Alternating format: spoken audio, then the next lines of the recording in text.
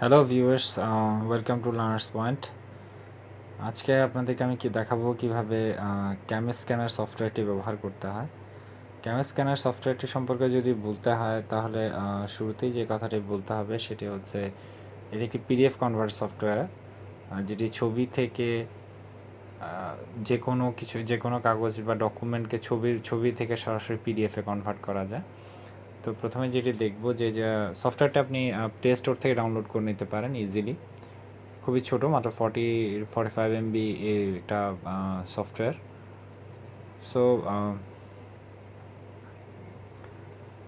বিভিন্নভাবে করা যায়। আপনি ছবি তুলে রাখতে পারেন অথবা সরাসরি ক্যামেরায় বা আইকনটাতে ক্লিক করে ক্যামেরা স্টার্ট করে ওখান থেকে ছবি তুলে সরাসরি করতে পারেন। তো শুরুতেই যেটা দেখাবো সেটা হচ্ছে কীভাবে গ্যালারি থেকে ইম্পোর্ট করে আপনি ছবিকে পিডিএফে কনভার্ট করতে পারেন। তো ইম্পোর্ট ফ্রম গ্যালারি দেব, দিয়ে সিলেক্ট করব, ইম্পোর্ট দেব। এখানে আসার পর যে কাজটা করতে হবে সেটা হচ্ছে আপনাকে এরিয়াটা সিলেক্ট করে দিতে হবে যে কোত্থেকে কতটুকু পর্যন্ত আপনি করতে পারেন।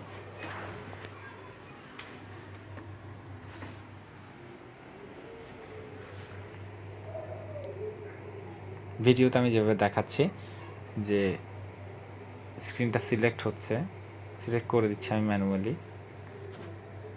তারপর চাইলে আপনি রোটেট করতে পারেন যেভাবে সুবিধা, যে কোনো ছবি। তারপর ওকেতে ক্লিক করুন,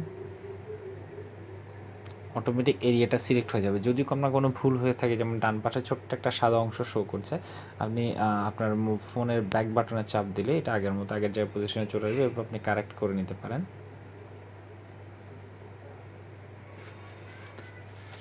ওকে দিলাম,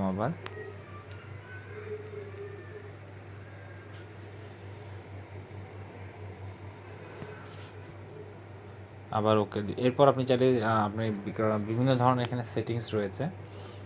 প্রথম কথা, আপনি অরিজিনালটা রাখতে পারেন অথবা কালার চেঞ্জ করে নিতে। এখানে বিভিন্ন রকম অপশন আছে, lighten, original, magic colour, grey mood, যেভাবে চান আপনি সিলেক্ট করে নিতে পারেন। সেটা এখানে বিভিন্ন রকম অপশন দিয়ে দিয়েছে, অটোমেটিক্যালি অপশনগুলো আসবে আপনার সামনে।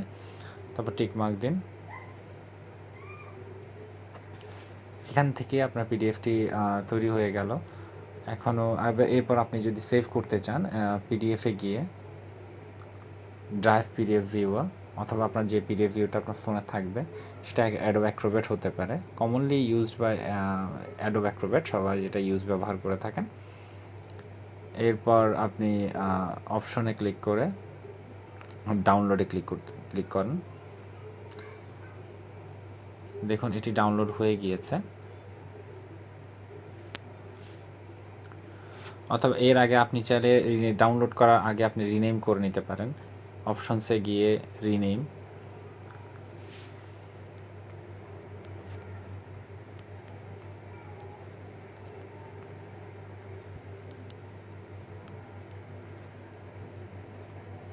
করে নিতে পারেন। এরপর আবার আপনি সেভ করতে পারেন, অথবা এখান থেকে সরাসরি আপনি আপনার পিডিএফ অথবা ইমেজ যাই শেয়ার করতে চান না কেন সেভাবে শেয়ার করতে পারবেন। পিডিএফ সিলেক্ট করলে এরপর এখানে আপনার হোয়াটসঅ্যাপ, জিমেল, অথবা আপনি ড্রাইভে সেভ করতে চাইলেন, অথবা ইমেলের মাধ্যমে পাঠাতে চাইলেন, অথবা আপনি প্রিন্ট করতে চাইলেন, যে কোনোভাবে হোক আপনি করতে পারবেন। লিঙ্ক শেয়ারিং, অনেকগুলো অপশন দেওয়া আছে আপনার ফোনের মাধ্যমে।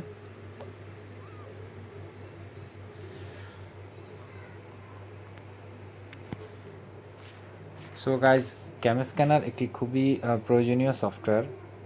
আমরা যারা রেগুলার বেসিস ছবি তুলে রাখি বিভিন্ন ডকুমেন্টের বা বিভিন্ন বইয়ের কিংবা প্রশ্নের কিংবা আপনার যে কোনো ডকুমেন্টেড করে রাখার জন্য আমরা যা সার্টিফিকেটস এভাবে বিভিন্ন ধরনের, সো আমরা এভাবে করে নিতে পারি। আরেকটা জিনিস যেটা দেখাতে চাচ্ছি সেটা হচ্ছে যে নতুন করে একটা ফোল্ডার ক্রিয়েট করে আপনি আলাদাও করে রাখতে পারেন। ক্রিয়েট নিউ ফোল্ডার, একদম সফটওয়্যার ওপেন হওয়ার পরে ক্রিয়েট নিউ ফোল্ডার দিয়ে আপনি এখানে ফোল্ডারের নাম দিতে পারেন।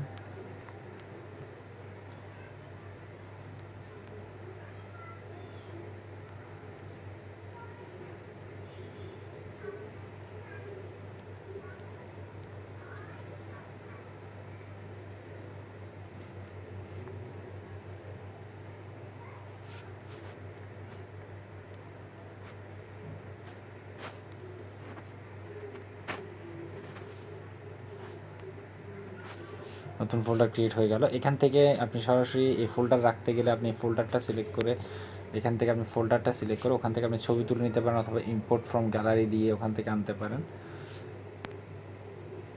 সেম প্রসেস যেটা আমি আগে দেখিয়েছি সেভাবে করে আপনি পিডিএফ করে নিতে পারবেন এবং শেয়ার করে নিতে পারবেন। ভিডিওটি দেখার জন্য ধন্যবাদ এবং চ্যানেলটিতে এই ধরনের আরও হেল্পিং ভিডিও দেখার জন্য সাবস্ক্রাইব করুন এবং প্লিজ লাইক বাটনটি প্রেস করবেন এবং বেল আইকনটিও ক্লিক করে রাখুন সুবিধার জন্য। ধন্যবাদ আমার চ্যানেলে এসে ভিডিওটি দেখার জন্য।